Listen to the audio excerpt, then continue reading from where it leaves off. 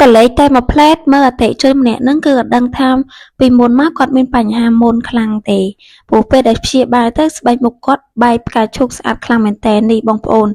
ស្បែកមុខគាត់ពីមុនណាមានប្រភេទមុនបែបហ្នឹងអញ្ចឹងបងប្អូនអ្នកខ្លះដែលកំពុងតែជួបបញ្ហាមុនដូចបងប្រុសអាចមកទទួលស្វាកម្មបានជាមួយនឹងឈុត 10D គឺធានាជូន 100% តែម្ដងនេះគឺជាស្បែកមុខរបស់គាត់ពីមុនណាបងប្អូនមានមុនកប់សាច់ហើយនឹងស្នាមហើយជាប្រភេទខ្ទុះមួយផងដែរអញ្ចឹងសម្រាប់បងណាដែលគាត់មានបញ្ហាមុខកើតមុន